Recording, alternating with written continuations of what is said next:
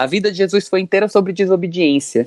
Então, assim, para mim, estar na igreja desobedecendo a um princípio, a uma lei que é injusta, não vou dizer nem que eu considero injusta, né? Que ela é objetivamente injusta, para mim eu só tô exercendo o meu papel de cristão mesmo dentro daquele espaço, assim. Você está ouvindo Teologia de Boteco.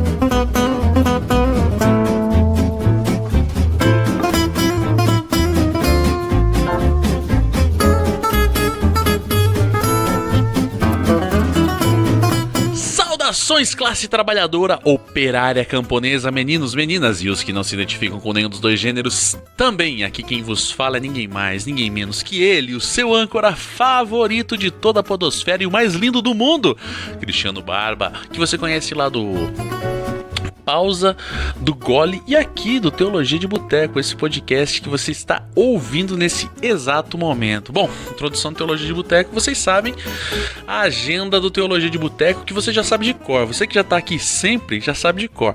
Segunda-feira, Teologia de Boteco. Terça-feira, Gole. Quarta-feira, Pausa. Quinta-feira, Gole. Sexta-feira... O que tem sexta-feira? Caderno do Fiado lá no YouTube, que eu nunca faço. Sábado não tem nada e no domingo Gole novamente, sendo que na terça-feira o Gole é comigo, na quinta-feira o Gole é com a Bia, que tá em pausa aí por problemas pessoais, quem conhece ela sabe o que tá acontecendo, e o João Bigon, que também teve problemas técnicos, o celular dele lá pifou pelo jeito e ele não conseguiu mandar mais vídeos, mas parece que ele vai voltar a mandar, ele e a Bia. Então é isso, né? A segunda-feira, terça-feira, tem todos os dias, menos no sábado. E tem um projeto que vai sair essa semana, sábado férias. Tem um projeto que vai sair essa semana, eu e um puta parceirão meu que tá aí. E antes que o projeto vá pro ar, ele não vai sair do podcast dele, não vai sair do canal do YouTube dele. Ele não vai acontecer nada, não vai mudar nada, vai continuar igual, tá? A única coisa é que a gente fez um projetinho em parceria e vamos ver como é que vai dar. Se ficar legal, a gente vai continuar, se não ficar também de para e foda-se, porque afinal de contas a vida é muito curta pra ficar tocando projeto que não vale a pena, beleza? Podosfera Antifascista, meu amigo, minha amiga, se você tem alguma dúvida de qual podcast, você fala assim, porra, tem milhões de podcasts pra ouvir hoje. Realmente tem muito podcast, mas sabe qual podcast que você deve ouvir? Podosfera Antifascista tem todos os podcasts que você deve ouvir, não porque são os melhores do mundo, mas que são podcasts os quais têm um compromisso em oposição a qualquer discurso de ódio contra qualquer minoria no Brasil e no mundo. Sendo assim, acessa lá podosferaantifascista.com.br e você vai conhecer todos eles que estão por lá, tá bom? Essa semana, hoje é dia 26. No final dessa semana, agora, no dia 31 de agosto, vai rolar o Ouvindo Capivaras lá no Centro Europeu, na Praça Generoso Marques, não, na Praça Osório, é isso, é aqui em Curitiba, e vai ser um encontro de vários podcasters, produtores, editores, todo mundo que está envolvido no podcast, e um monte de ouvintes também. Então, se você está aqui em Curitiba e vem gente do Sul, né, vem gente do Rio Grande do Sul, vem gente de Santa Catarina, vem gente de São Paulo, vem gente de um monte de lugar. Então, cara, se você quer encontrar essa galera, por favor, apareça nesse sábado, dia 31, e é isso, eu vou estar lá também. Escuta aí o que os caras têm pra dizer pra você agora.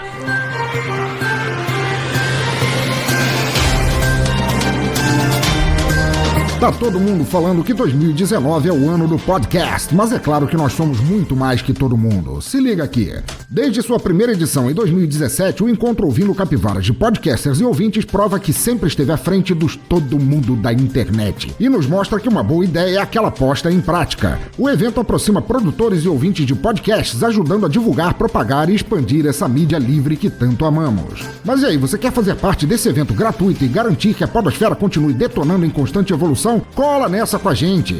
Ouvindo Capivaras 2019 acontecerá dia 31 de agosto, à 1 da tarde, lá no Hotel Centro Europeu, na Praça General Osório 61, centro de Curitiba. Lá haverá debates, papos informais, mesas redondas e muita conversa com diversos podcasters People Fine Pacas. Não perca a chance de fazer parte disso. Confira no site bladobladoblado.ouvindocapivaras.com.br e confirme já a tua presença no evento.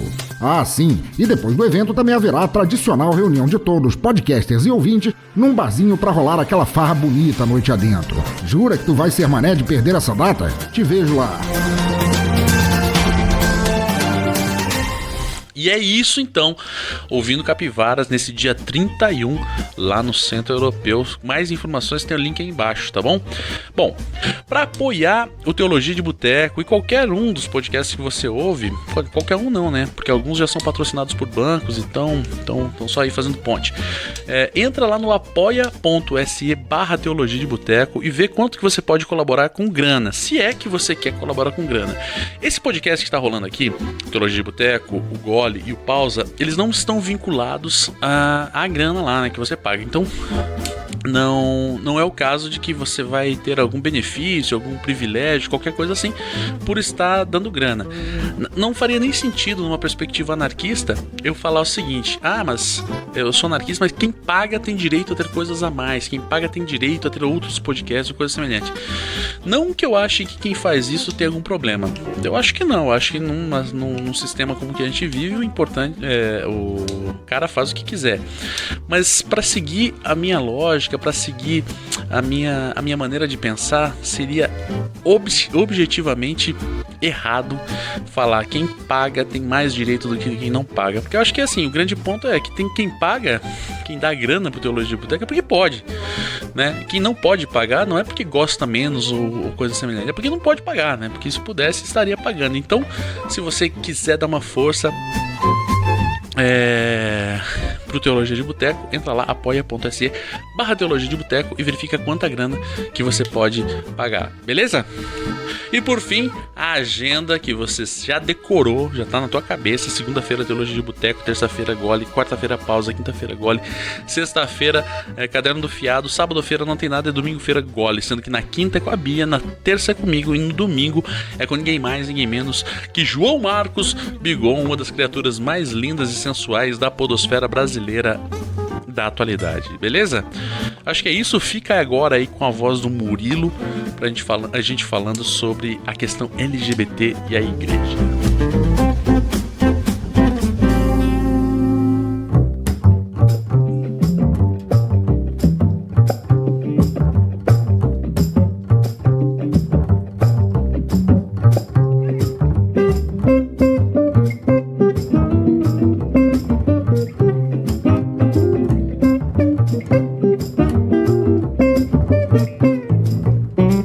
Murilo Araújo, que honra escalafobética ter uma pessoa de tamanho, garbo, elegância, de beleza incomensurável e charme indiscutível. Cara, sério, na moral, aquelas fotografias que você tá de cabelão lá, cara, sério, tá de parabéns, cara. Abala a minha fragilizada heterossexualidade, cara.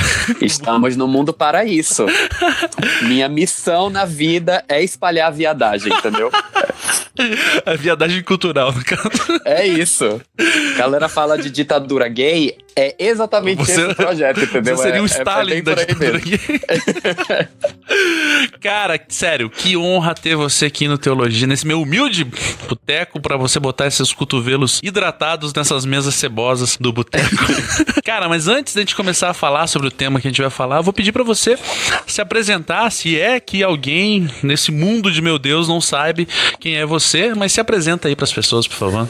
Gente, antes de qualquer coisa, querido, uma alegria enorme estar aqui também. Tô acompanhando aí o Teologia faz um tempo pelas redes, né? Porque estava comentando com você outra hora que eu não sou uma pessoa que tem o hábito de ouvir podcasts assim naturalmente, mas acompanhando as discussões, todas as movimentações, acho que é super importante a gente se somar aí nessa rede. Vocês fazem um trabalho super importante aqui com os debates que você traz, então é maravilhoso tá aqui. E é isso, eu sou o Murilo Araújo, sou jornalista de formação, sou youtuber, criador do Moro Pequeno, que é um canal onde falo basicamente sobre a minha vida, mas ampliando as discussões aí para temas que eu acho que tem a ver com todo mundo, né? Questões de gênero, sexualidade, raça, religião, que é um pouco do que a gente vai comentar aqui hoje. E tenho aí uma entrada bem grande, na verdade, no movimento de católicos LGBT hoje. Eu sou uma bicha católica, uma bicha cristã. E hoje possível, não, tem um menino que um dia chegou pra mim com um termo bicha sacra, que eu achei o melhor termo possível, assim.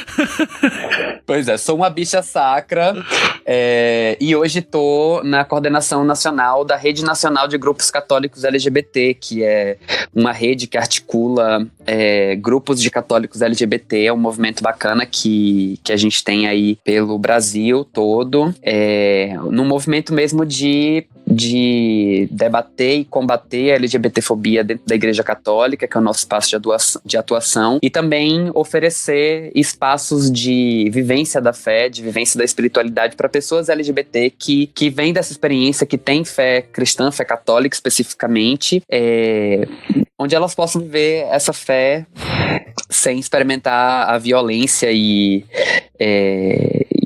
as opressões, as discriminações que a gente sabe que infelizmente imperam na maior parte dos ambientes de fé cristã católica hoje, né? Então a gente está aí nesse debate, nessa luta, e é um debate, uma pauta que eu assumo na minha vida. Legal. Tu falou, né, que tá à frente desse movimento todo, e assim, indiscutivelmente o Brasil, ele é um país que tem índices alarmantes de LGBTfobia em todos os aspectos, né? Desde daquela piadinha sem graça que não merece nem um sorriso amarelo, até assassinatos brutais. E indiscutivelmente também o discurso de vários religiosos, entre eles coloco aí padres, pastores e outros tantos religiosos, acaba sendo, de certa forma, um vetor para muita violência que me parece, pelo menos na minha leitura enquanto religioso cristão também, em oposição ao discurso proposto nos evangelhos. Não precisa nem ser cristão para entender isso, né? Basta ter, como eu sempre falo, interpretação de texto. Você não precisa acreditar em Jesus, é só você ler o que está escrito ali. Basicamente você entende mais ou menos por onde ele vai. Mas eu queria te perguntar uma coisa, cara. Assim, uma coisa mais pessoal agora, um momento mais testemunho, sabe? Quando que você entendeu essa sua maneira de pensar e falou assim, eu não vou sair da igreja? Porque eu já conheci muitas pessoas LGBT que o primeiro passo ao se reconhecerem como tal, a sair, né? E algumas pessoas dizem, vou fugir da igreja, mas essa é uma expressão que me parece um pouco problemática. Eu prefiro falar sair da igreja, a não ser, claro, quando saem em situações mais problemáticas, mas eu conheço muitas pessoas mesmo que resolveram sair. E você, ao contrário, você bateu o pé e falou, não, eu sou católico mesmo e vou ficar aqui, e a partir daí você gera uma série de questões que precisam ser trabalhadas, precisam ser repensadas, porque afinal de contas, historicamente, você não tem a maior simpatia da igreja, seja ela católica ou protestante, pelas pessoas LGBTs, né? Como que foi esse teu passo aí, cara?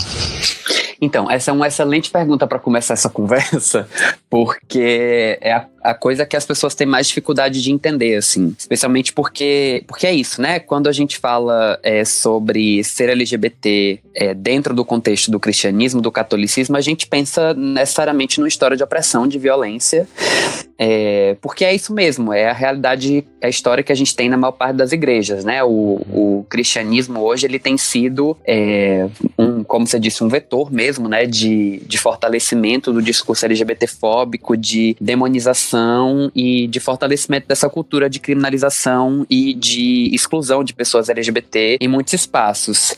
Então, a história que a maior parte das pessoas tem na igreja é essa história de conflito, de crise, de dor, de violência mesmo, de se descobrirem quem são e passarem por processos extremamente, acho que a palavra é essa, violentos, né? Sem querer ser repetitivo, mas é uma vivência de violência mesmo. A história dos exorcismos e das terapias de reversão da sexualidade que às vezes são impostas por pastores e pais católicos, cristãos, etc.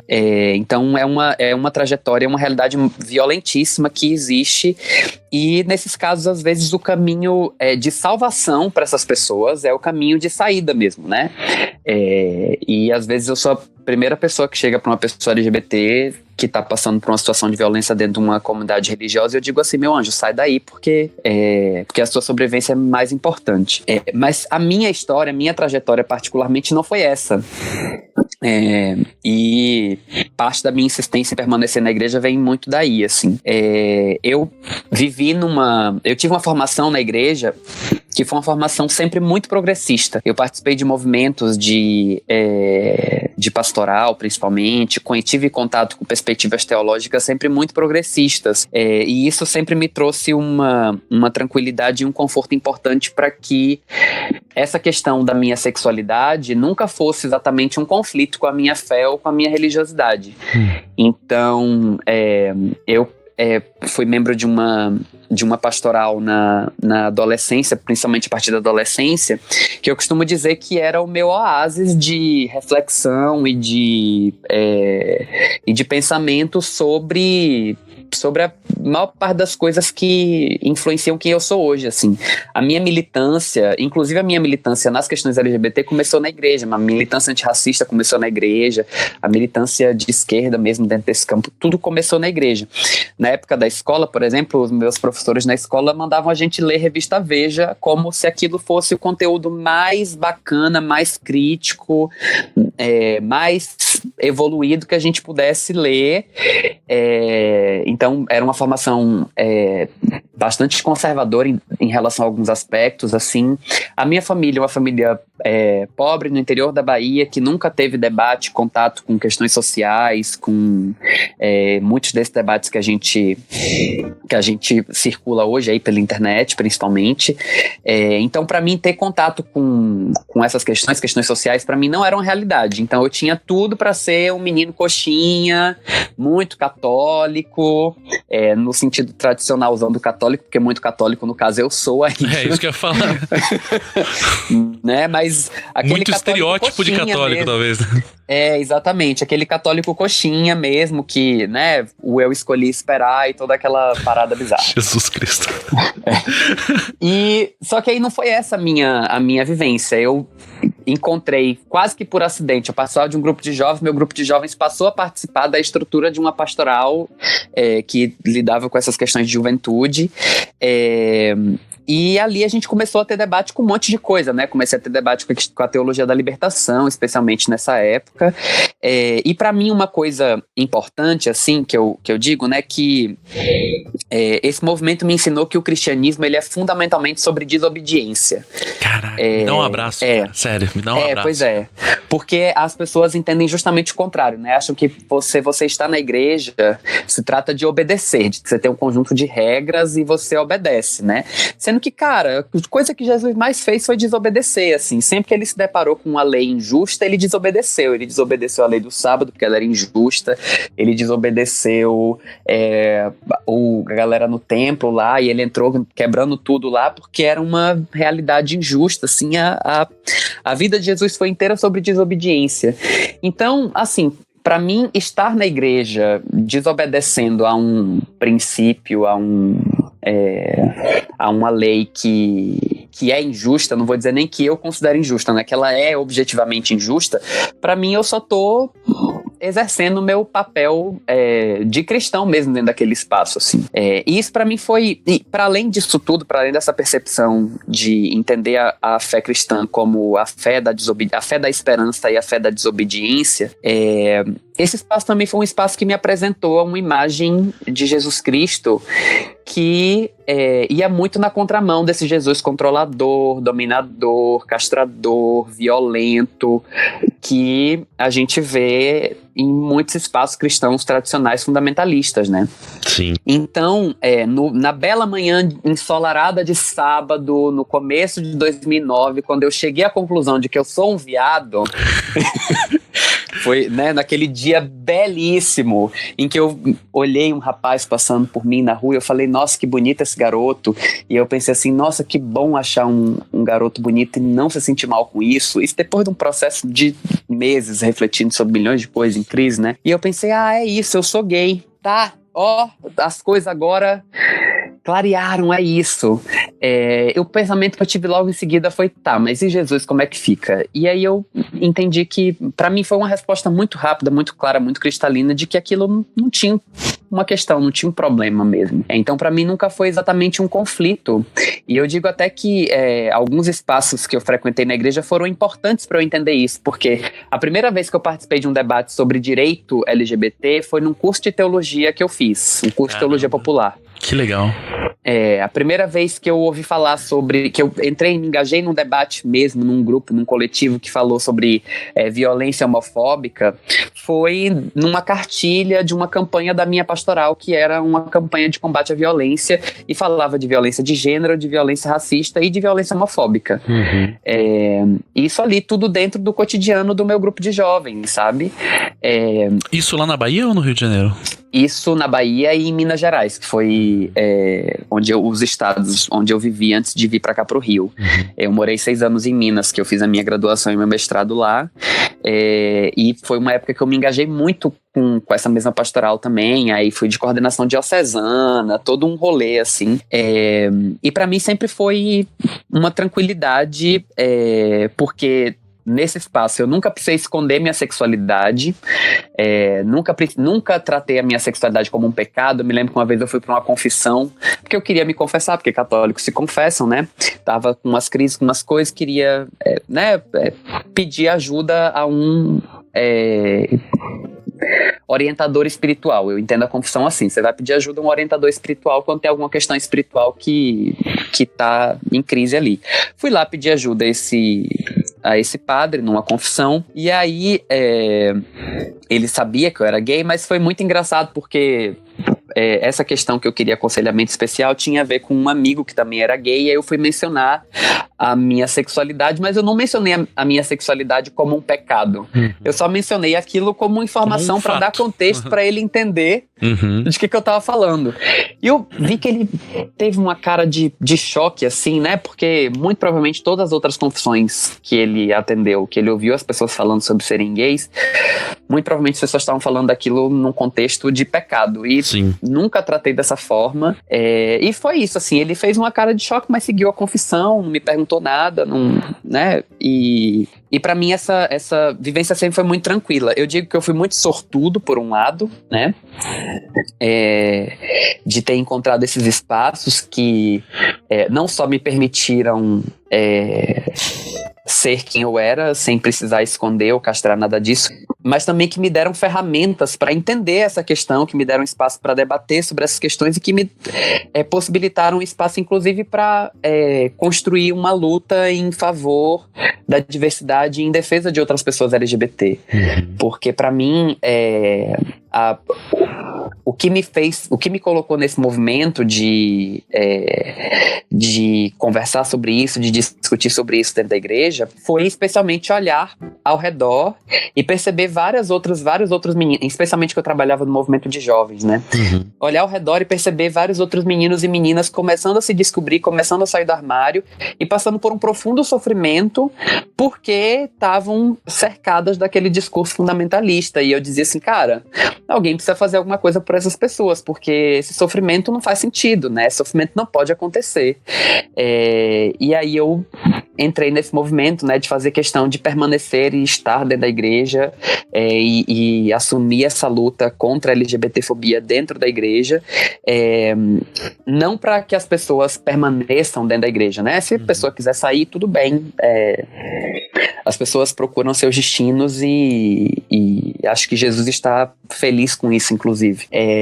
Mas a questão é que a maior parte do caminho de saída das pessoas LGBT da igreja começa com uma situação de violência. E para mim essa situação de violência também não pode existir, né? Então é importante que a gente assuma essa luta, inclusive dentro da igreja, nessa postura de desobediência que o evangelho me inspira, para que uma igreja que se diz mãe não trate mais os seus filhos e as suas filhas dessa forma, né? Sim. E pra mim, o caminho, a luta que eu assumo é um pouco por aí. É muito legal, cara, esse teu discurso, porque eu conheci poucos católicos assumidamente LGBTs ao longo da minha vida, mas conheci vários evangélicos, e existem inúmeras similaridades ali, sabe, entre o que você tá falando e que a maioria desses meus amigos e amigas tem. Mas eu queria te perguntar uma coisa, você falou lá atrás, né, que você era muito católico, né? Não sei se tem como ser muito católico, ou sabe o que é, tipo, estar grávida, né? Não tem como estar muito ou é ou não é, né? Ou é católico, né? Igual o conceito de católico não praticante. Eu sempre falo, mas ser católico não pressupõe praticar a fé católica? Se você não é um praticante, não sei, é todo um debate, claro, sociológico que deve ser feito acerca disso, mas você falou lá atrás, né, que você é muito católico, e eu falei lá que você não era o estereótipo do católico, porque existe uma série de conflitos aí, né? Existe uma série de conflitos os quais, inevitavelmente, você vai acabar se chocando em algum momento. Vai ter alguém que vai botar o dedo na tua cara e vai falar assim, mas o quê? Bicho e católico? Não pode, né? É aí que tá o ponto. Como que você enfrentou esses primeiro de tudo, né? Quais são esses conflitos à vista de um conservador? Existem esses conflitos à tua análise, né? A análise de uma pessoa LGBT? E como que você enfrentou esses conflitos, sejam eles à vista dos conservadores e à tua vista? Então, assim, tem muitas questões que entram aí, né? Porque quando eu falo que eu sou muito católico, um muro de estereótipos cresce na minha frente. As pessoas subentendem um monte de coisa a respeito disso. O que significa ser muito católico, né? Significa ir à missa todo domingo, significa acreditar em tudo que a igreja fala, significa seguir a risca, seguir a regra. Tem que ter ou a Bíblia Azul da Pastoral ou a Bíblia Marrom da Ave Maria. Pois é. Eu tenho a Bíblia Azul da Pastoral. Pode crer. Eu tinha uma da Pastoral e tinha uma da Ave Maria também. Eu tenho a Bíblia Azul da Pastoral, isso diz muito sobre mim, assim. Já dá. Isso aí, talvez as pessoas que estão ouvindo que não são católicas, às vezes tem muita gente que não é nem cristão que escuta isso aqui, e o cara não tá entendendo bulhufas do que a gente tá falando, mas é muito nichado isso aqui, né? Muito nicho isso aqui. Eu amo essas piadas internas, assim. É muito engraçado. Eu tenho alguns amigos, porque é isso, né? LGBTs cristãos, nós somos poucos, então quando a gente se encontra, a gente se ama para além das nossas pertences religiosas. Então, tenho muitos amigos que são LGBTs que são evangélicos também. E aí a gente fica nessa coisa, que outro dia eu fui no encontro dos evangélicos, do Evangelics, né, que é o movimento Evangélicos pela Diversidade, e aí a gente fez uma oração devocional, quando chegou no final as pessoas foram se abraçar, e eles não diziam a paz de Cristo. E eu fiquei muito chocado. Que absurdo. Porque isso é cultura católica raiz. Sim. Você abraçar a pessoa na celebração e dizer a paz de Cristo, sabe? Então, assim, essas coisas de piada interna são ótimas. Mas, enfim, pra quem não entendeu aí, é quase uma divisão de facções dentro da Igreja Católica. Quem tem a Bíblia Azul da Pastoral e quem tem a Bíblia Ave Maria. Porque quem tem a Bíblia Pastoral acha que a Bíblia Ave Maria é alienante. Quem tem a Bíblia Ave Maria acha que a Bíblia Pastoral é comunista. Exato. A Bíblia... cara, me dá um abraço agora, cara. Eu já ouvi nego falando assim, por que você lê essa pastoral? Eu falo, mano, primeiro de tudo que eu sou protestante, tá ligado? primeiro, o jogo de 7 erros, o primeiro já tá na cara. Mas... e a pastoral eu acho linda, cara. Nada contra a Ave Maria, eu acho que tem uma série de questões problemáticas em algumas traduções ali, mas a pastoral eu acho sensacional. Pois é, a minha Bíblia. Eu tenho um monte de Bíblia aqui, na verdade, porque eu gosto de estudar, né? Então. Mas assim, é isso. Voltando aqui à linha do pensamento. Quando a gente fala tá sobre. Tá no papo de comadre aqui total, né? Super. Eu adoro fofocas pastorais, é maravilhoso. Enfim, quando a gente fala dessa coisa de ser muito católico, não é isso. Cresce uma muralha de estereótipos, porque um monte de coisa aparece aí. Até por responsabilidade da comunidade católica mesmo, no que a gente projeta sobre o que é ser católico para as pessoas, para os outros, para a sociedade, né? Então, para mim, especificamente, determinados conflitos não existem. na minha vida, né? Eu organizo essas coisas com muita tranquilidade mesmo, assim. As pessoas ficam assim, mas você toma comunhão? Tomo, gente, como qualquer católico toma comunhão, sabe?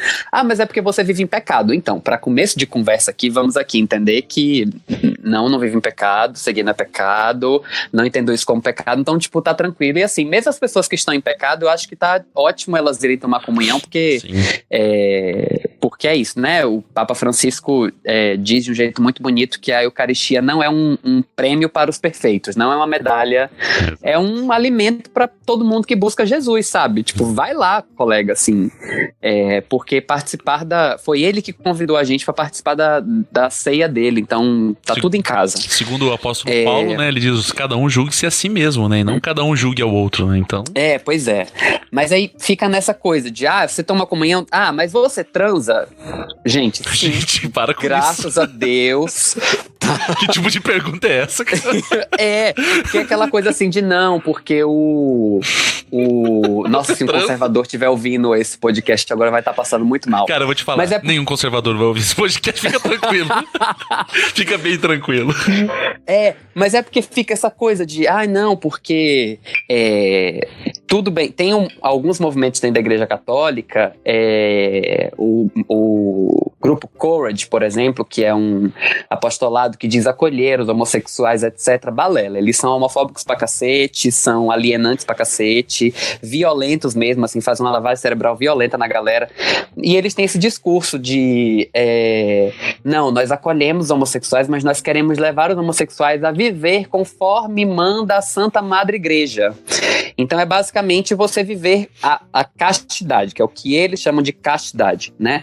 Que é basicamente não transar, porque, né, só pode transar dentro do casamento, então se você é gay e não vai casar, então você não vai transar, então você vai levar uma vida celibatária ali, apesar de Paulo dizer na Bíblia que o celibato é uma vocação e não uma obrigação.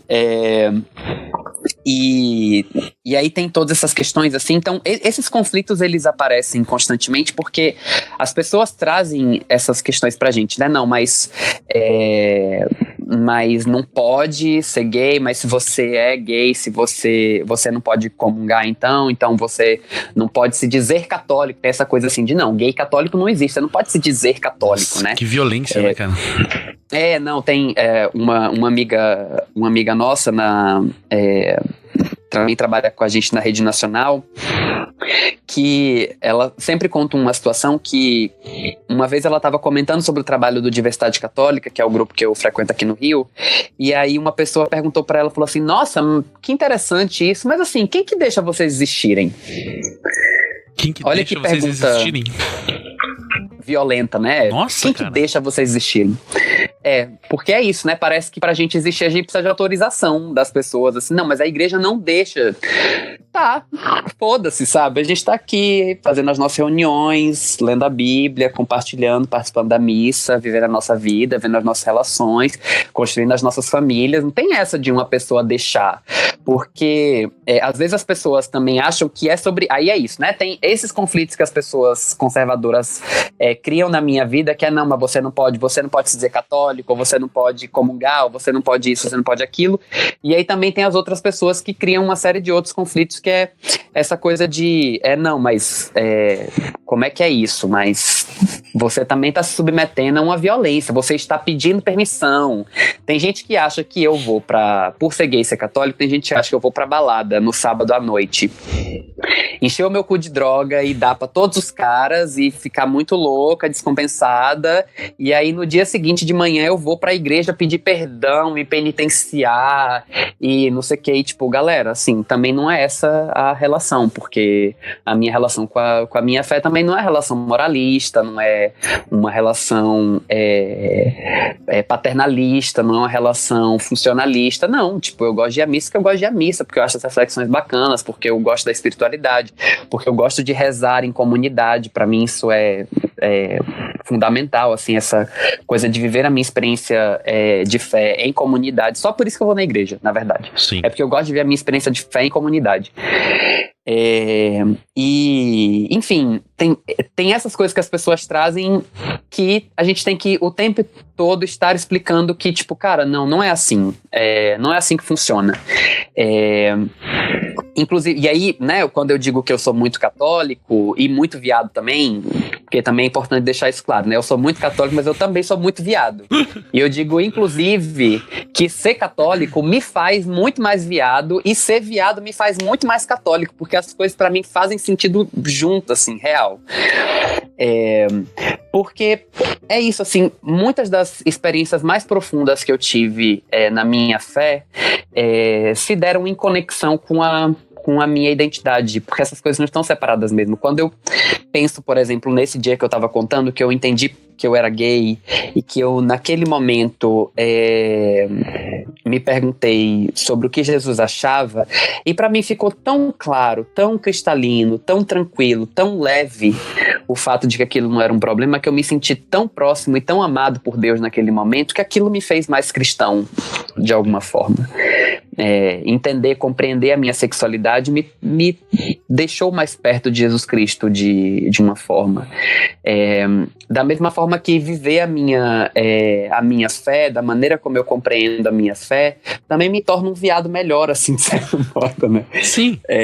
Eu diria um ser humano melhor que... Um ser humano, né? E a tua sexualidade tá englobada nesse ser humano que você é, né? Exatamente. Fosse você hétero, seria um homem melhor. Sendo você gay, é um homem melhor, né? Independente da tua sexualidade, né? É sobre isso, sobre como eu vivo a minha fé de maneira a ser uma pessoa melhor mesmo, né? Porque também tem gente que não melhora muito com a fé que vive, não, porque, né? A gente vê aí Malafaia, Feliciano, Bolsonaro, essa galera. Vou falar uma coisa pra você aqui. A gente tem o costume de não falar esse tipo de palavrão nesse programa, tá? Ah, tá, desculpa, tudo bem. Não vou repetir. Política editorial aí. Política editorial. Pois é. Mas então, esse tipo de conflito que as pessoas trazem pra mim tá muito bem resolvido, muito tranquilo, muito, muito claro. E às vezes é isso. A única questão é que a gente tem que ficar explicando o que essas coisas significam, né? E aí, talvez para algumas pessoas entenderem, quando eu digo que eu sou muito católico, por exemplo, é porque eu sou uma carola, eu gosto muito de missa, eu tenho aqui do meu lado a velhinha de Nossa Senhora, uma imagem de Nossa Senhora parecida, que eu acendo vela pra ela quase todo dia. Gosto de rezar um terço, acho ótimo rezar terço, dá uma paz, assim, que a gente fica concentrado ali na meditação, na oração. Uhum. Também tem uma coisa que pra mim é muito ancestral, né? Porque eu cresci com a minha bisavó rezando terço todo dia, com a minha avó rezando terço todo dia, e eu também me conecto muito com a espiritualidade que essas mulheres me transmitiram, me ensinaram, com a experiência de fé que eu aprendi a viver com elas, desde pequenininho, sendo levado para círculo bíblico, para grupo de oração, e adorava ir para novena de Natal com minha avó, e sempre fui uma criança muito falante, então eu era CDF na catequese, super CDF na catequese, super, os meus colegas me detestavam. Mas eu sabia tudo, sabia. Eu ia te odiar, cara, se tivesse catequese junto, sério. Eu sabia os sacramentos de cor, assim, era ótimo, toda a vida fui CDF da catequese. Cantava na igreja, fazia, acontecia. Engraçado porque quando eu também, a minha família, parte é católica e parte da Umbanda, né? Quando eu era criança, eu fiz catequese e a minha avó me levava para todas as festas da Umbanda, enfim. E lá na catequese, quando eu tava aqui na comunidade Nossa Senhora da Paz, aqui no bairro de casa, tinha 2 meninos que, assim, sabe aquela criança viada? Todo jeitinho, assim. E daí as pessoas sempre falam, não, e eles também eram super CDF, como você falou, sabiam tudo de cor, faziam todas as liçõezinhas lá. Eu não fazia porra nenhuma, né, cara? Eu ia pela zoeira. E daí, cara, o comentário sempre nas missas é, mas esses 2 aqui tem jeito pra ser padre, porque, ó, eles não se interessam pelas meninas e tal. Como se houvesse, pelo menos é a minha leitura, né? Tem alguns amigos padres por conta do rolê da filosofia toda, como se houvesse uma antítese entre haver uma sexualidade, seja ela hétero ou homossexual, e a questão do seu dom pastoral ali, né, enquanto padre. Então, se o menino ali, se ele não se interessa pelas meninas, então ele vai ser padre. E eu acho que isso, não sei, né, não sei qual é a tua opinião, mas é uma violência brutal com essas crianças, né? Sim, a minha experiência foi um pouco essa.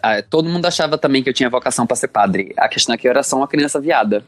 E diga-se de passagem, é muito nesse processo que muitos meninos que são gays ou que se descobrem gays em algum momento entram pro seminário fugindo da própria sexualidade. Puta. Porque esse caminho existe, assim. E assim, as pessoas fazem de conta que não, fingem que não, mas tem muito viado na igreja. Tem muito viado na igreja. Se não fosse a igreja deve tanto aos homossexuais, aos LGBTs, que se não fosse os viados na igreja, não existia grupo de canto, gente, não existia coral. Sim. Sabe assim? Exato. Missa ia ser tudo sem graça, sabe? As bichas da liturgia, que sempre faz umas coisas na festa de padroeiro, que tem umas ideias, aquela bicha criativa. Bicha criativa. Sabe? Tá cara, tudo, eu tô vendo os meninos aqui na minha frente, cara. Eles estão se materializando na minha frente aqui. Eles eram isso, cara. Eram os meninos que faziam as coisas, que davam as ideias, quando tinha que fazer a estampa da camiseta. Pô, daí os moleques vinham com um monte de possibilidades. Eu falava, porra, bota qualquer coisa, cara. Tá ótimo, assim, tá ligado? Cara, aquela coreografia que o povo faz de música de igreja que faz com um pano na mão, sabe? Que é muita cara de igreja, aquela coreografia com um pano na mão, fazendo um movimento assim, não sei o quê. Sempre tem o viado do grupo de jovem que faz a coreografia daquele negócio. A igreja ser homofóbica é uma ingratidão, entendeu? Talvez a igreja tivesse acabado se não fosse as gays. Pois é, a igreja católica precisa começar a parar pra pensar nisso, assim, urgente, porque é isso, a questão é que nós estivemos na igreja desde sempre, estamos na igreja desde sempre, mas essas vivências são atravessadas por essas coisas. Primeiro que a nossa sexualidade, a possibilidade da nossa sexualidade é invisibilizada. Então se você tem um menino que não se relaciona com as meninas, alguns da igreja vão comentar que aquele menino tem um jeito meio estranho, vão chegar no ouvido do pai e da mãe para poder corrigir, esse menino vai sofrer uma violência homofóbica mesmo. Sim. Alguns vão insistir nessa coisa de não, vai ser padre, o que é péssimo, porque nos dois caminhos existe um caminho de castração da sexualidade desse sujeito, né? E daí a gente vê depois padres que são super complexados com a própria sexualidade, que constroem uma trajetória super problemática nesse sentido, porque tiveram a sexualidade castrada durante esse processo que a gente chama de discernimento vocacional, né? De entender a sua vocação para a vida religiosa e tal, e também porque no seminário, na formação religiosa, os padres também não falam sobre isso, né? Exato. Eles estão vivendo uma vida, estão escolhendo uma vida em que eles não vão transar, sendo que eles ainda têm desejo, ainda têm libido, e eles não falam sobre isso. Eles não têm acompanhamento, formação, etc. E aí é muito problemático. Se na vida de padres que são heterossexuais isso já é problemático, na vida de padres que são gays é um completo desespero, assim, né? Porque padres que são heterossexuais abrem mão de viver essa heterossexualidade por causa do celibato. Isso quando abrem, né? Porque o que mais tem é padre que sai transando por aí, fazendo filho e largando as mulheres pra ir caminhar com a igreja. Bastidores, babado. Conheço algumas histórias. Pois é. Que é problemático, inclusive, né? Porque responsabilidade afetiva e paterna zero. E sobre esse tipo de coisa não se fala, né? Enfim. Mas assim, esses caras que abrem mão de viver essa sua sexualidade por conta do celibato, eles ainda têm um mínimo de informação, de discussão ou de contato com vivências e com debates a respeito do que é isso, né? Do que é abrir mão da sua sexualidade, não vivenciar essa sexualidade, porque essa sexualidade é um pouco mais falada, a sexualidade deles é uma sexualidade mais falada. Agora, se um padre tem desejo por homens e já entrou pro seminário para fugir desse desejo em primeiro lugar, aquilo vai ser uma parada que vai ser castrada, silenciada a vida inteira, assim. E é um processo muito violento, muito, muito problemático, né? Sim. Eu conversei uma vez com um amigo meu que é padre sobre essa questão, né? Na verdade, sobre a sexualidade, não sobre a homossexualidade especificamente, né? E ele falou assim pra mim que ele era um cara, sei lá, um cara um pouco mais novo do que eu, e ele falou que ele é apaixonado por uma pessoa, e ele falou assim, ó, se o Papa, na época lá era o Ratzinger ainda, ele falou, se o Papa liberar hoje o casamento pros padres, amanhã eu vou lá pedir ela em casamento. Aí eu falei, cara, e como que você trata isso? Ele falou, bom, eu trato da seguinte forma, com uma coisa, né, eu abro mão de uma coisa em nome de uma coisa maior, que é o meu dom, que é a minha vocação e tudo mais.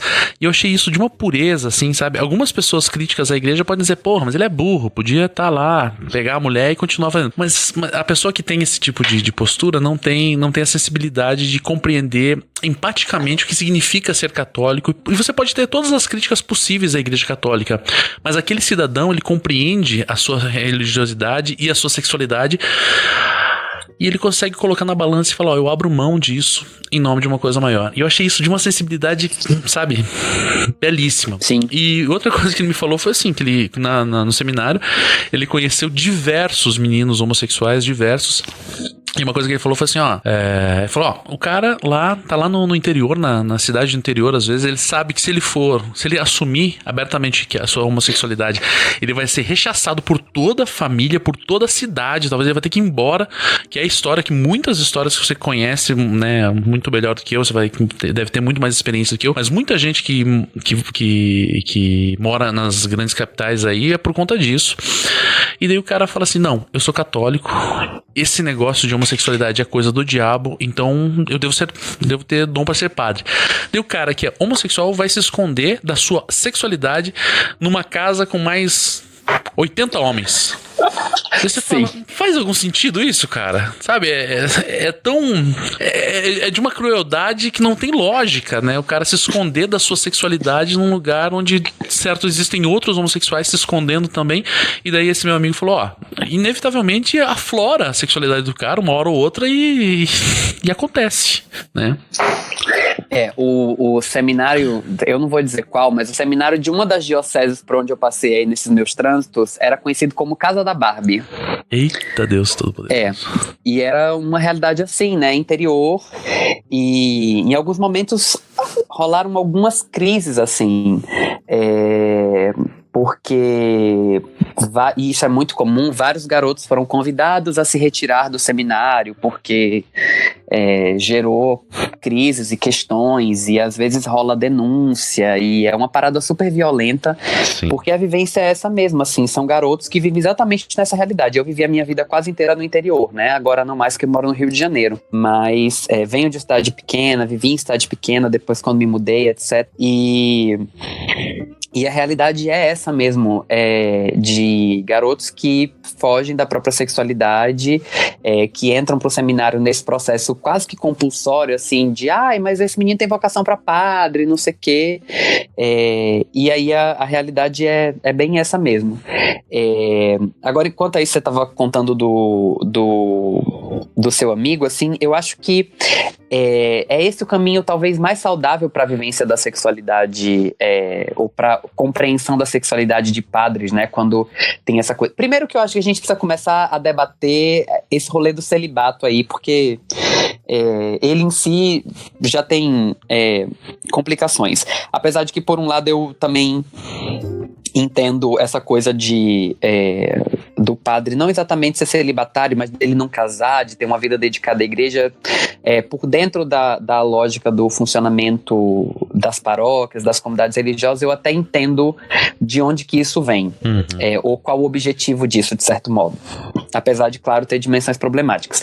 Mas assim, eu entendo, por exemplo, esse padre que fala assim, não, eu sou super apaixonado por essa garota aí, mas eu fiz um voto, fiz uma escolha, eu abro mão de uma coisa em nome de outras coisas e tal.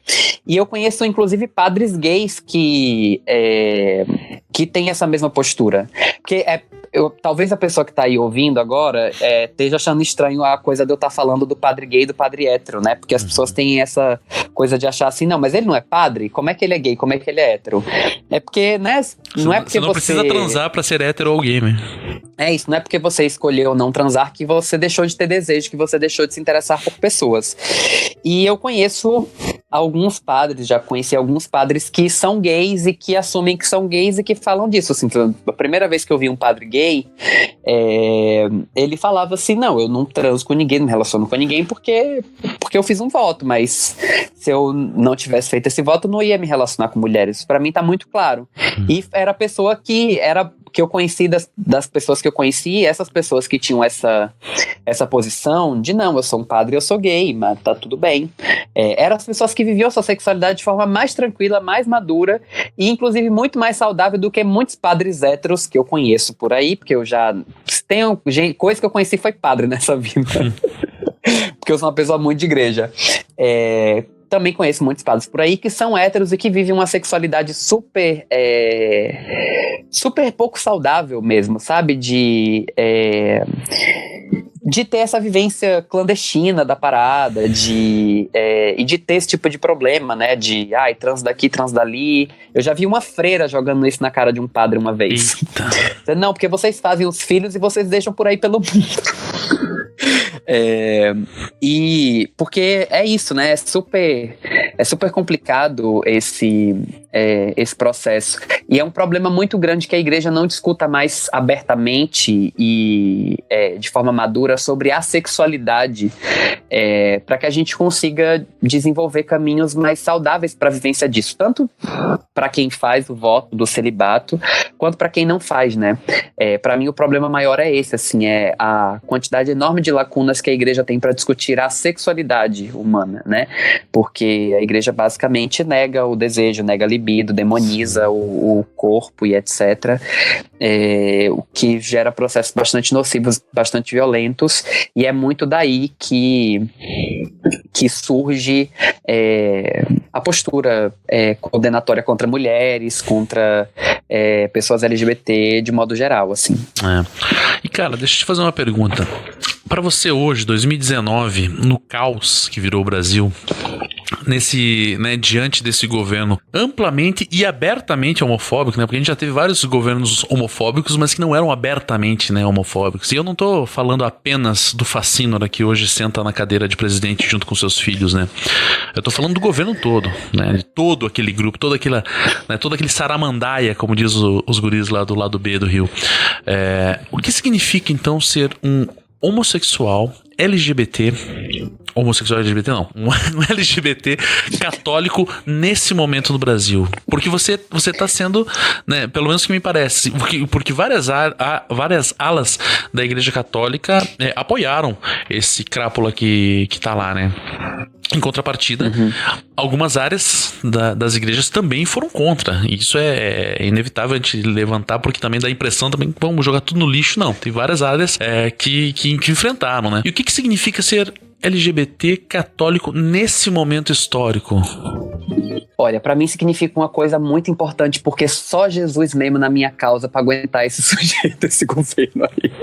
Então, tá rindo de nervoso, né? Fala a verdade. Preciso me apegar muito com Nossa Senhora Aparecida, porque senão eu não tenho condição.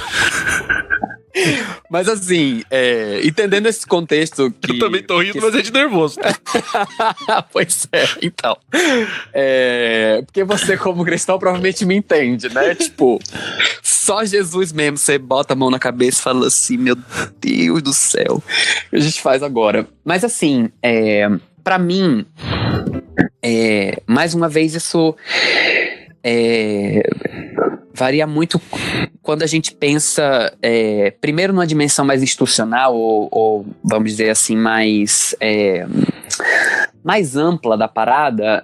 Isso tem implicações que são muito diferentes das implicações que isso tem na minha vida e na minha comunidade, assim. Porque, por um lado, ser católico nesse contexto, lidando com esse contexto, né, de ver, por exemplo, essa galera bizarra toda sendo validada por não só católicos, né, mas por cristãos de modo geral. Mas vale dizer, inclusive, que os católicos têm os católicos fundamentalistas têm um papel importantíssimo e super nefasto nessa conjuntura. Sim. Porque a galera fica por aí achando que a culpa é toda dos pentecostais, e as igrejas mais elitizadas, as igrejas mais ricas, as igrejas históricas, que são as principais responsáveis por sustentar a galera não critica, né? Não entra na crítica. Acho que é bastante fácil criticar a igreja que está na periferia, sendo frequentada por pessoas negras, pobres, majoritariamente, né? Cair até na hora de criticar a crítica certa, tem uma corda que arrebenta de um jeito bizarro aí. Mas enfim, participando desse contexto de fundamentalismo e visualizando isso, é uma parada que é muito complicada por um lado, mas por outro lado, não é exatamente uma coisa que para nós é nova. Porque muitas dessas lutas que a gente tem feito agora na esfera pública, na sociedade como um todo em relação a algumas pautas fundamentalistas, muitas dessas lutas a gente já estava fazendo dentro da igreja há algum tempo. Por exemplo, o debate sobre ideologia de gênero, que para nós é uma pauta super relativamente nova, né, que aconteceu, sei lá, de 2013 para cá, talvez, com a história do kit gay e tudo mais, que entrou na boca do povo de um tempo para cá, é um conceito que existe dentro da Igreja Católica desde 96 e que a gente está desde 96 discutindo isso, debatendo isso, falando da demonização do gênero, etc.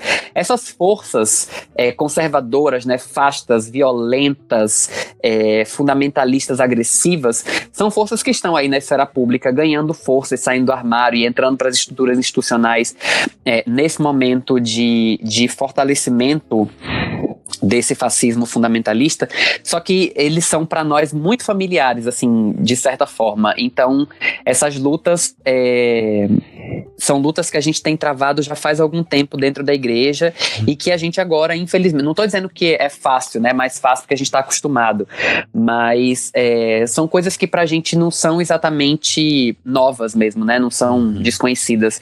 Esse discurso fundamentalista que impera dentro dessa esfera pública, como a gente vê hoje, são discursos que para nós são bastante familiares.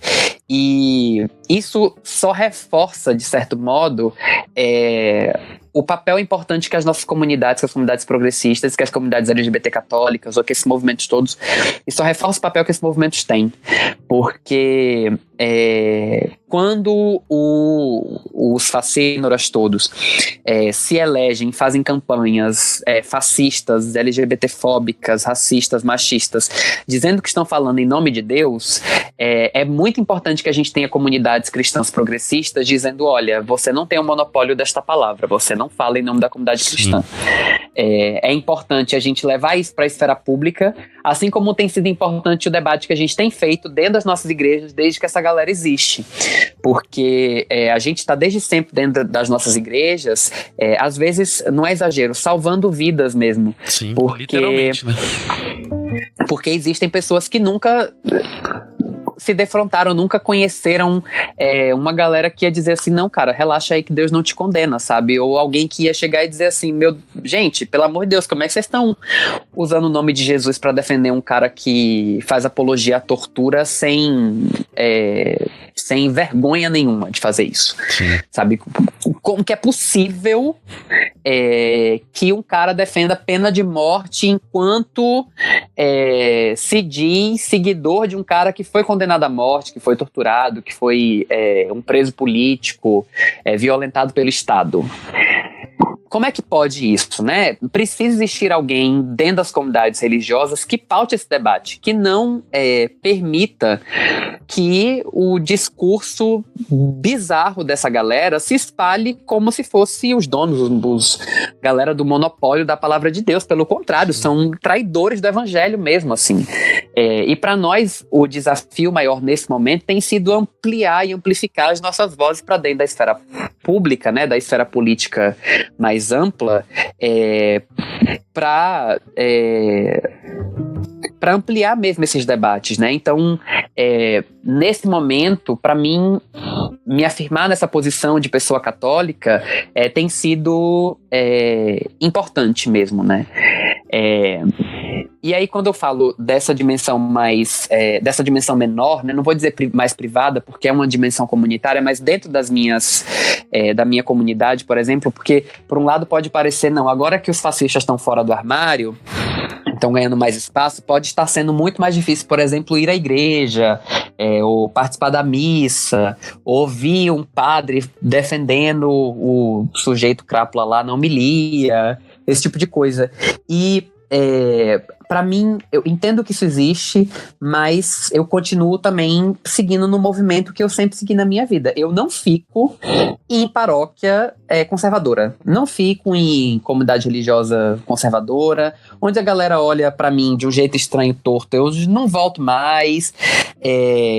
Tenho, assim, ranço, real, raiva, me ferve o sangue, padre que faz homilia porca, com uns pensamentos conservador miúdo, assim, não fico. Eu sou, inclusive, um católico muito exigente com relação a esse tipo de coisa.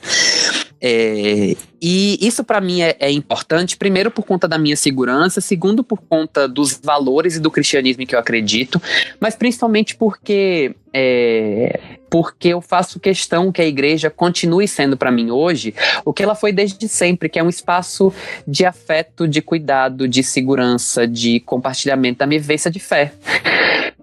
Então, para mim, hoje é importante encontrar uma comunidade onde eu vou encontrar pessoas que estão minimamente alinhadas com essas preocupações, que estão minimamente preocupadas com o que a gente chama de mística do cuidado, do afeto, comunidades onde a gente encontra uma rede de afeto, de cuidado, de proteção, e inclusive uma rede de esperança mesmo, né? Sim. Que para mim é bem importante. Então, tem uma paróquia aqui perto de casa, felizmente a paróquia é ótima, que eu frequento, que a homilia é bacana, que a galera tem uma preocupação com questões sociais muito, muito importante, assim, que compra mesmo algumas pautas, e isso é importante.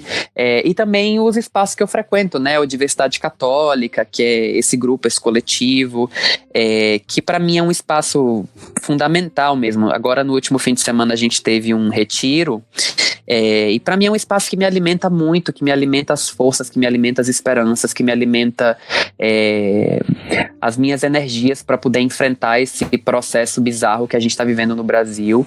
E um espaço que para nós é um espaço, inclusive, de articulação, sabe, Bárbara? Porque assim, eu me lembro da minha avó uma vez comentando comigo como é que a fé dela virava política. Que era assim, tinha uma senhorinha vizinha de alguém perto da comunidade, assim, que estava muito adoentada. Então vamos na casa de Dona Fulana para poder fazer uma oração para Dona Fulana melhorar, porque ela tá muito doente. Aí quando chega na casa de Dona Fulana, os filhos de Dona Fulana contam pra galera do grupo de oração que precisam arrumar alguém que tem um carro para poder levar Dona Fulana no hospital para fazer um exame. E aí a galera vai organizar a comunidade ali para poder ver quem tem um carro para poder levar Dona Fulana no hospital.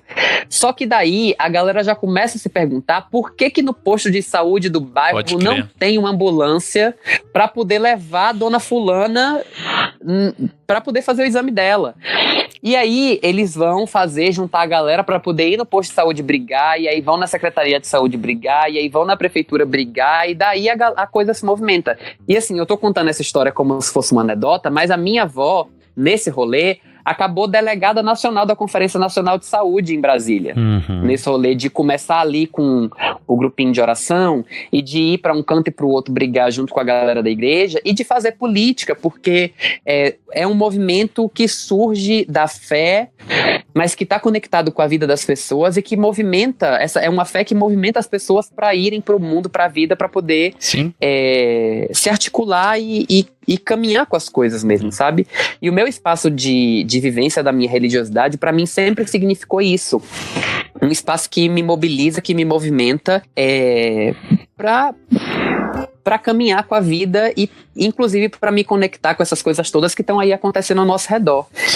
Então, para mim é um espaço muito importante, assim, de refúgio mesmo, como eu disse, né, quando estava falando da minha pastoral, de oásis mesmo, diante desse caos completo que está acontecendo, porque é um espaço onde a gente se encontra, onde a gente se fortalece, onde a gente pensa alternativas, e onde a gente se articula, inclusive, para fazer frente a esse movimento bizarro bizarro de gente que acha que pode fazer o que faz e dizer o que diz em nome de Jesus. Gente que acha que pode caçar a minha vida em nome de Jesus. Gente que acha que pode defender fascismo e tortura em nome de Jesus, sabe? Isso é completamente absurdo e nesse espaço a gente se articula pra não deixar isso seguir acontecendo. Essa experiência que você falou aí da tua avó lembra muito aquela frase famosa lá do Dom Helder Pessoa Câmara, né? Que diz mais ou menos assim: quando dei comida pros pobres, disseram que eu era santo, mas quando eu perguntei por que eles estavam com fome, me chamaram de comunista. Sim. E é mais ou menos isso, né? Tipo, eu acho que tem um pastor que eu admiro demais, que é sem dúvida nenhuma o homem que eu mais admiro na vida, o Bebeto, aqui de Curitiba. E ele fala isso, ele fala assim que o desafio da igreja é dar comida para o pobre sem alimentar sua pobreza. E essa relação de não alimentar pobreza não é uma relação a partir de uma ótica liberal, que vai falar, não é dar o peixe, é ensinar a pescar. Não, tem que dar o peixe mesmo e tem que lutar para que esse cara tenha acesso a mais peixe, para que ele não precise ficar dependendo de uma instituição e que ele não venha à igreja apenas por causa da comida. Ele tem que vir porque ele acredita naquilo. E se ele precisa comer, mas ele acredita lá na Umbanda, pô, ele vem comer aqui e vai lá no culto da Umbanda. Ele acredita e não tem religião, vem comer aqui e volta pra casa, vai assistir o Faustão. Mas o importante é você ter essa perspectiva, que pelo menos uma leitura, né, da minha parte anarquista, é que a fé, ela tem que dar autonomia para as pessoas. E isso pra mim é talvez um primeiro e mais importante passo enquanto homem religioso que sou. Para nós, dentro do movimento de católicos LGBT, a nossa posição é exatamente essa, tem sido precisamente essa. A gente, nos nossos grupos, a gente não diz para as pessoas que ser gay é certo, que ser gay é errado, ou que existe esse ou aquele jeito de viver uma vida católica LGBT, sabe? O que a gente procura nos nossos espaços é exatamente isso, favorecer a autonomia das pessoas para construírem os seus caminhos. Sim. De ter um espaço onde elas podem partilhar a vida, porque, inclusive, né, as nossas histórias, a igreja tem muito a nos dizer, mas pouco a escutar de nós, tem essa atitude, né? O padre está sempre muito apressado para dizer o que ele acha sobre a sua sexualidade, a igreja está sempre muito apressada em dizer não, mas se você é gay, você tem que, e aí vem um tanto de recomendação e ninguém pergunta, mas como você quer viver? Sim. Né? O que você acha? Como já que vem é a com sua as respostas vida? Antes da pergunta ser feita, né? É isso. Então a gente promove espaços de escuta, de partilha das histórias, das nossas histórias, das nossas vivências. A gente reflete sobre a palavra de Deus e inclusive sobre a doutrina da igreja, sobre a mensagem da igreja, a partir dessas nossas vivências, a partir desses nossos olhares, e a gente deixa as pessoas construírem os seus caminhos mesmo, né? Que eu acho que é importante e que é um passo. E aí quando eu digo, né, que eu sou muito católico, é porque às vezes eu acho que é um pouco sobre isso, né? Esse tipo de movimento, por exemplo, me torna muito católico, porque me torna um católico interessado em conhecer o que a igreja diz, por exemplo, para construir o meu caminho, assim. Que é um caminho muito, muito mais difícil e muito mais potente do que essa pessoa que vai na missa todo domingo, ouve o que o padre diz e volta para casa com a pretensão de seguir todas aquelas orientações, como se ele estivesse mesmo sendo uma pessoa 100% do tempo obediente, como se ele não pensasse sobre aquilo, né? Porque as pessoas, elas têm a ilusão de que elas são fundamentalistas. Eu acho isso bacana, assim. Que o fundamentalismo é uma grande ilusão, né? Sim. Elas têm a ilusão de que elas acreditam em tudo que a igreja diz e que elas seguem tudo que a igreja diz, sendo que toda leitura da Bíblia ou toda leitura da doutrina é necessariamente uma leitura seletiva. A pessoa chama atenção para algumas coisas mais do que outras. Sim, toda leitura é isso. Que aí as pessoas também acusam a gente de fazer isso, assim, não, mas é porque vocês escolhem a parte da Bíblia e a parte da igreja que interessa a vocês. Anjo, mas assim, até o Papa faz isso. Exato. Toda leitura é uma interpretação, cara. É isso.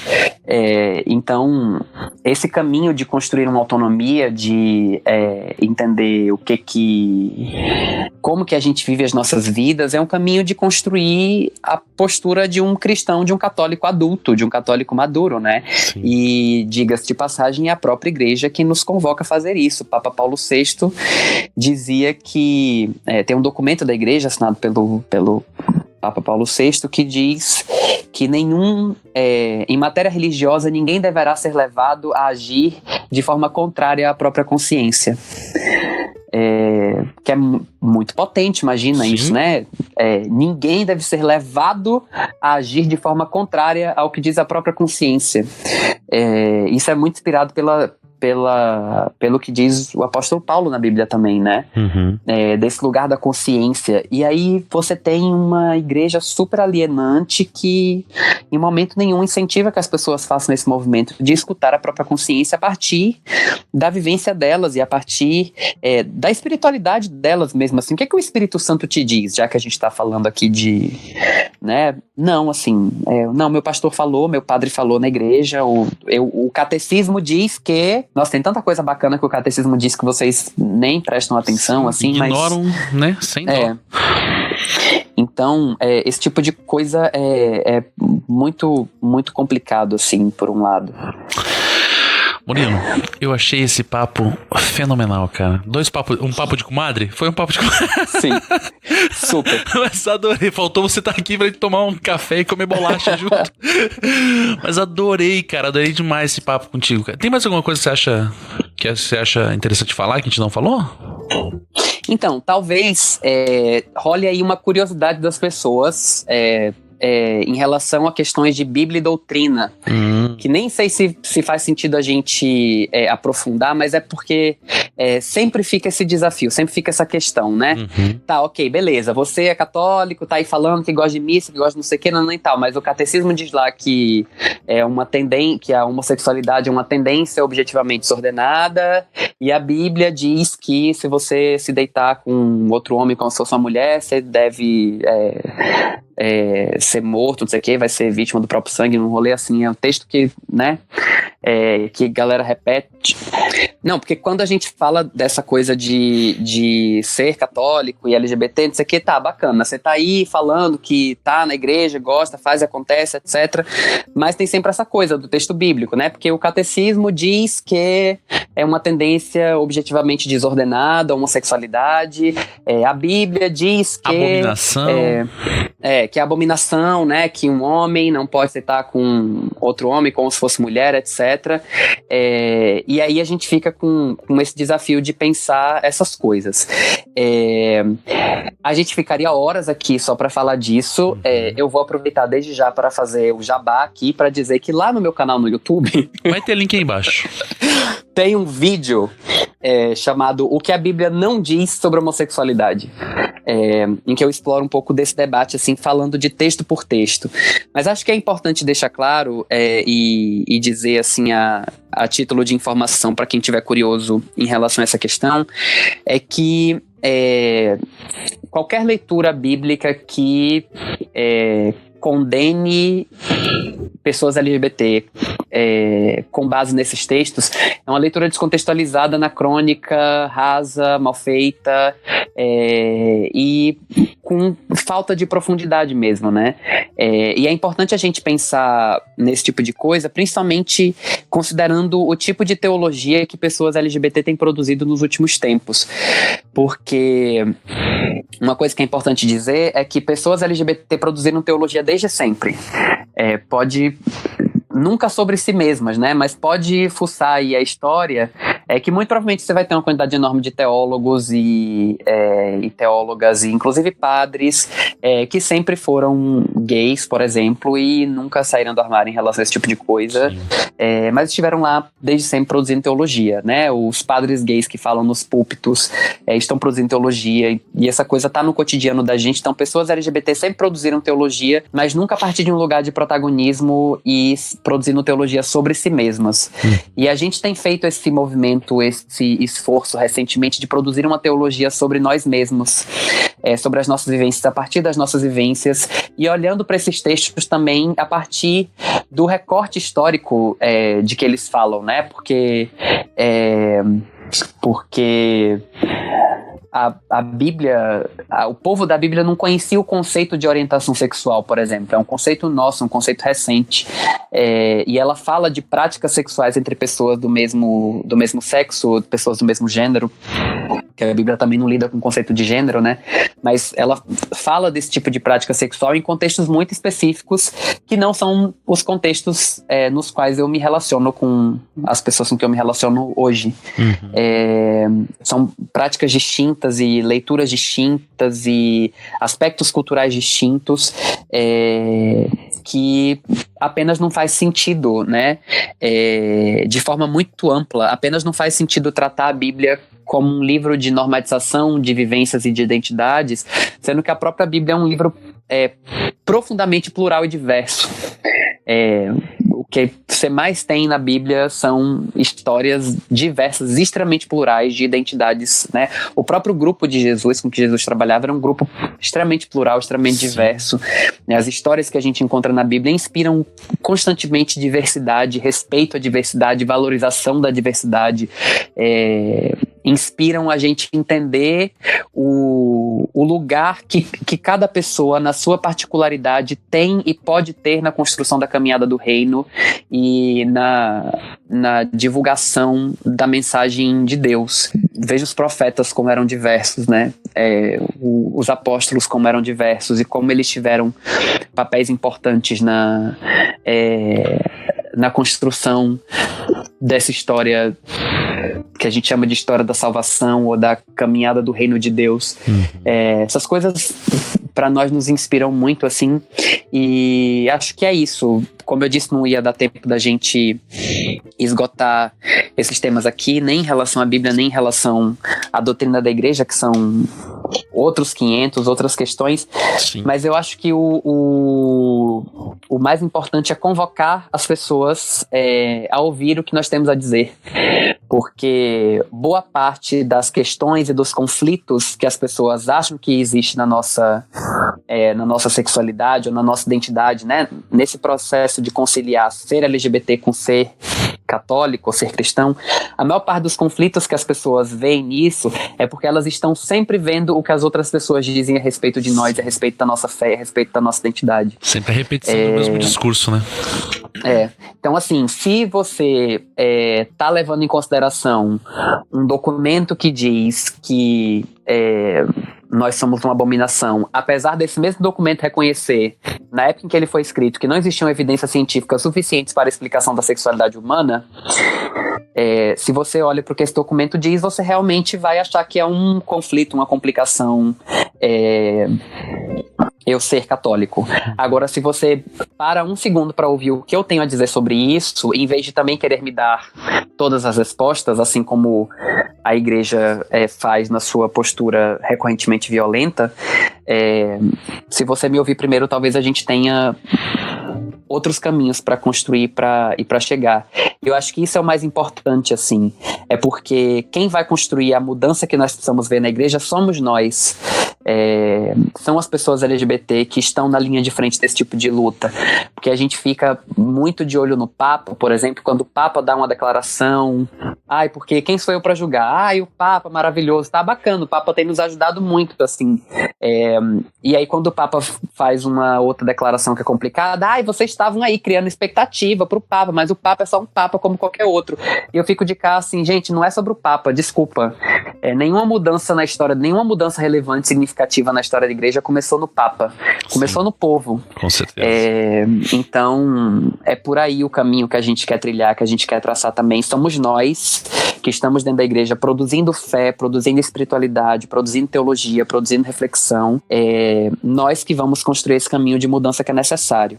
Em 2015, nós tivemos o primeiro encontro global de católicos LGBT em Roma. Eu tive a alegria enorme de estar lá, representando a comunidade católica LGBT brasileira nesse encontro, que reuniu lideranças LGBT católicas do mundo todo. E nesse encontro nós enviamos uma carta aos bispos da Igreja Católica que iam se reunir no Sínodo da Família no fim de semana seguinte. E essa carta dizia uma coisa importante, é que nós aprendemos com o tempo que o que importa não é o que a Igreja tem a dizer para nós, é o que nós temos a dizer para a Igreja. Porque o que a Igreja tem a dizer para nós, ela já disse, já está datado, e é um momento de nós pautarmos o nosso lugar de protagonistas. A gente não está pedindo espaço, a gente está ocupando um espaço que nos foi dado por Jesus Cristo, ele mesmo. A igreja pertence a nós também, e o que importa é o que nós temos para dizer, é a fé que nós temos para construir, a transformação que a gente tem para fazer. Então, o apelo que eu faço para todo mundo que estiver ouvindo é que ouçam as nossas vozes, procurem a nossa teologia, procurem as nossas reflexões, se conectem com as coisas que a gente está produzindo e dizendo, entendendo que esse fluxo de transformação, assim como qualquer fluxo, começa na base e no protagonismo que a gente tem para assumir nessa jornada aí. Cara, é isso aí, mano. Eu só vou aplaudir aqui, cara. Muito bom, cara. Muito bom mesmo. Você quer deixar algum recado final? Me sigam nas redes sociais. É isso, me sigam lá no Muro Pequeno, que é o meu canal no YouTube. Digitais, procurar Muro Pequeno me encontra, mas se quiser o link direto é youtube.com. Vai ter link aí embaixo. Vai ter link aí, youtube.com/Muro Pequeno, me encontra lá facinho. Estou há um tempinho aí sem postar vídeos por conta de processos pessoais meio complexos nos últimos meses, mas estou voltando muito em breve, e inclusive com o objetivo de falar um pouco mais sobre essa questão religiosa, porque era uma coisa que eu tocava volta e meia nos vídeos, mas que eu não costumava abordar com muita profundidade sempre, porque eu tinha a impressão de que se eu começasse um canal de militância falando que eu era católico, as pessoas não iam me levar a sério. Aí agora que eu já sou um militante minimamente respeitado, eu acho que eu posso começar a tocar nessas questões assim, um pouco mais na ferida, assim. Botar o dedo na ferida mesmo. Que eu também acho que e é isso, né? Eu também acho que é importante fazer isso e assumir esse lugar de cristão progressista, principalmente diante desse cenário nefasto que a gente está vivendo aí. Então é importante que as pessoas se conectem com isso, que ajudem a visibilizar o movimento cristão progressista, porque a gente tem um papel importante para disputar nesse momento, tanto dentro das igrejas quanto na esfera pública, no contexto político que a gente está vivendo aí. Tudo isso é fazer um jabá, né? Olha que cretino. Tô certíssimo, cara. É o tipo é o melhor jabá possível. Me sigam lá e acompanhem essa nossa galera, acompanhem o Diversidade Católica, a Rede Nacional de Grupos Católicos LGBT, acompanhem também o Evangelics com X, Evangelics Juntos pela Diversidade, que é uma galera que está fazendo esse debate também no contexto das igrejas evangélicas, e daí a gente vai multiplicando as vozes, as referências, porque tem muita gente boa aí que está nesse movimento, fazendo essa discussão de forma muito bacana, muito responsável e muito importante mesmo que a gente acompanhe, visibilize, valorize e apoie.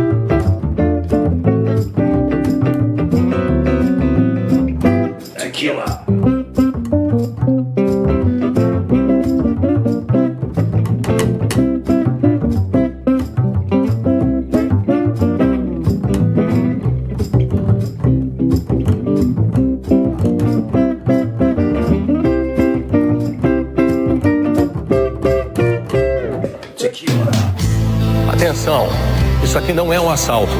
Vocês estão assistindo uma expropriação revolucionária. Nós estamos expropriando uma instituição bancária, que é um dos suportes dessa ditadura cruel e sanguinária. E aí você que escutou o programa até o final, gostou do conteúdo?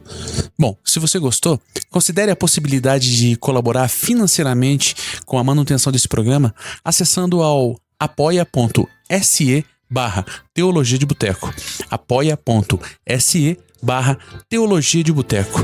E verifique as possibilidades. Valeu!